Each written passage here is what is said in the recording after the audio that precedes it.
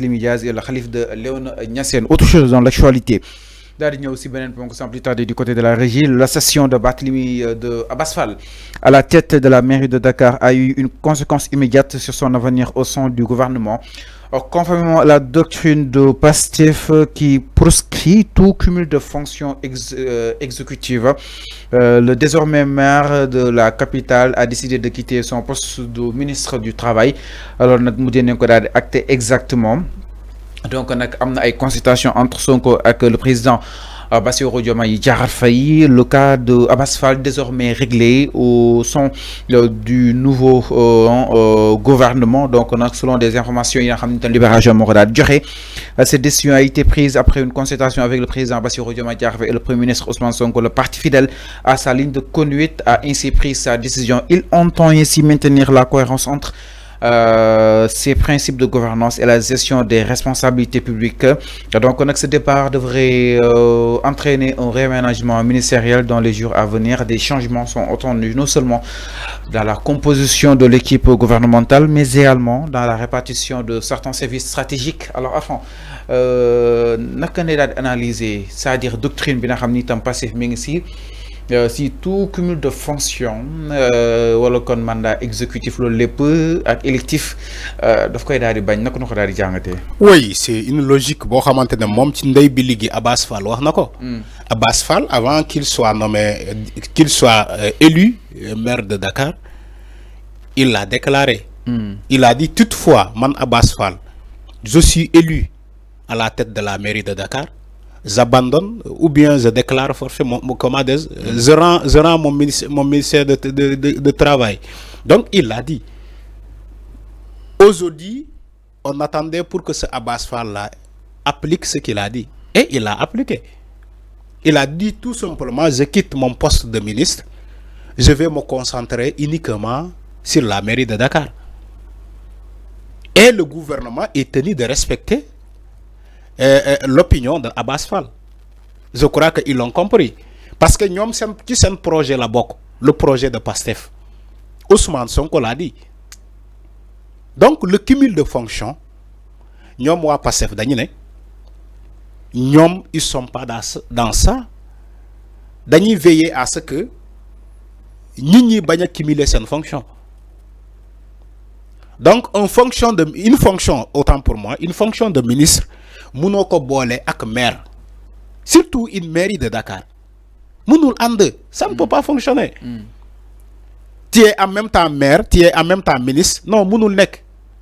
Wahamati les autres mairies, même les autres mairies, ça, tu auras un problème. Mansour Faye l'a fait.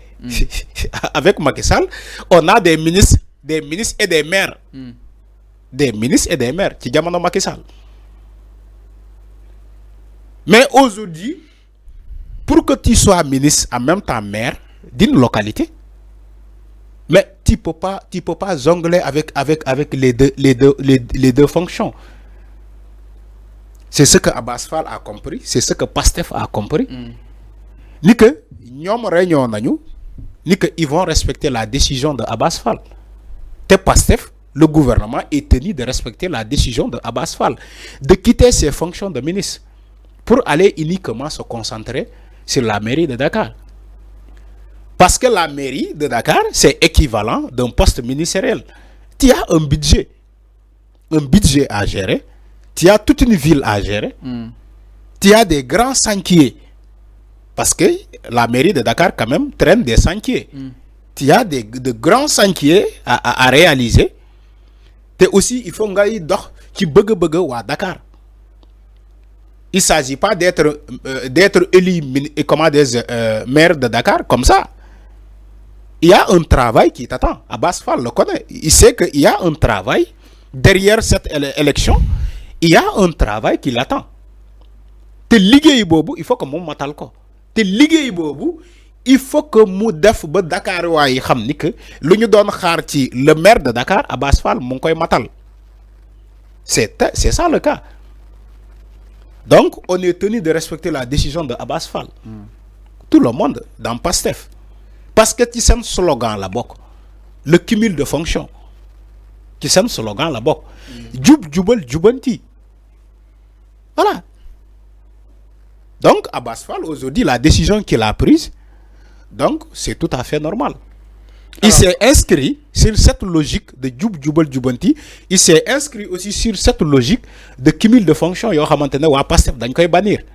Alors, mais enfin aussi, le réaménagement gouvernemental, Sonko ak Diomaye amal neen li nga xam ne que moo di ay concertation allant dans ce sens boobu ba tey ñi pressentir ay nit bokk na si ñoom Déthié Fall ak ñoom Malick Gakou et compagnie exactement.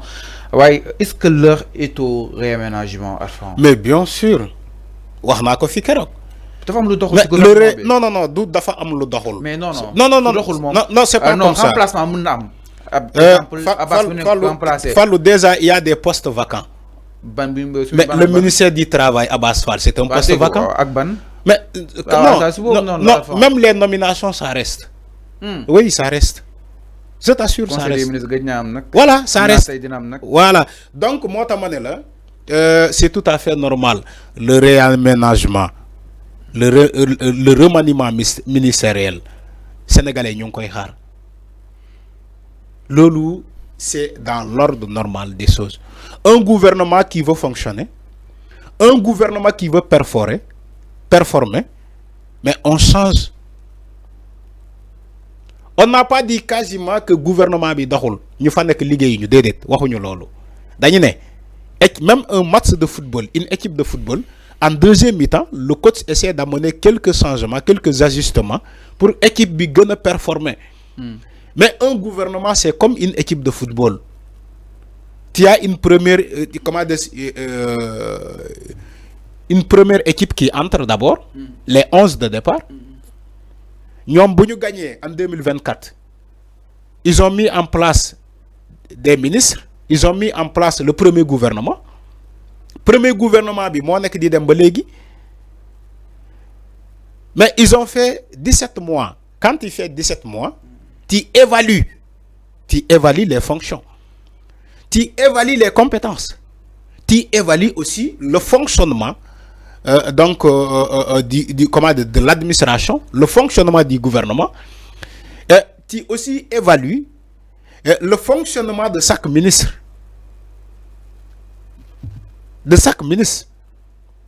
Tout ça, c'est des évaluations. Après, pour tirer une conclusion, où est-ce que ça va, où est-ce que ça ne va pas. Nyakul Ousmane Sonko, il a dit ci benen jotay waxona ko fi. Ñom xam nañu fan mo doxul. Xam nañu tamit aussi fan mo dox.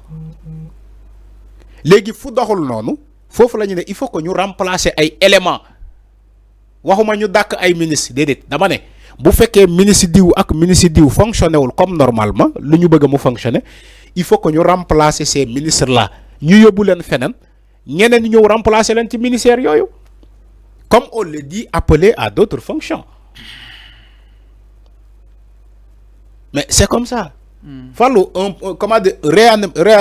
réaménagement ou bien remaniement ministériel du dox ci ay sentiments. C'est pas des sentiments. Non, bu ñu changer ministère, non, bu ñu dak diw, non, bu ñu def ni. C'est pas des sentiments qui agissent. Xam nga lan moy agir? Un programme. Quelles sont les personnes compétentes pour diriger ce programme? C'est ça un régime. Okay.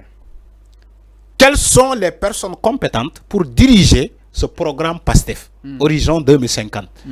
Ousmane Sonko avait parlé de quoi tout récemment? Moi, je me suis dit réaménagement. Du réaménagement là. Wa lo lay wax du réaménagement lañu wax. Remaniement. Non non oui remaniement non moy jotay jam ñaajo bi rek. Lo lay wax ni.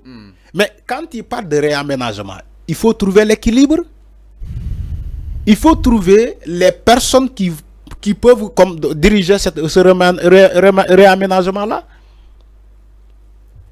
Mais quand il y a un programme, tu cherches des gens qui peuvent piloter ce programme-là. Il n'est pas dit n'importe qui peut aller dans ce programme Sénégal Horizon 2050. Voilà le programme de PASTEF. Okay. Donc, remaniement ministériel, le bar là, te ñu koy xaar avec de pied ferme, mais aussi réaménagement ñu koy xaar. Sénégalais ñoo koy xaar. Ça y est dans les collimateurs bien avant. sénégalais ñu ngi ko doon xaar pourquoi ça tardé peut-être amoon na ay waxtaan il faut que ñu waxtaan seen biir amoon na ay consultation il faut que ñu def ay consultation yow tantôt tu as parlé des noms de Déthié Fall de Malick Gakou des personnes comme ça. Alors, mais c'est une consultation au préalable mooy njëkk am. alors ñu xool aussi évaluer qu'est-ce qui ne va pas ci ban secteur la doxul pour que ñu remplacer secteur boobu c'est stratégique. C'est clair c'est stratégique c'est stratégique mi non c'est clair par rapport ak li nga xam ne que moo di boobu di meex ñi daal di ñëw si leneen du côté de la régie ginnaaw loolu exactement mbokk yi.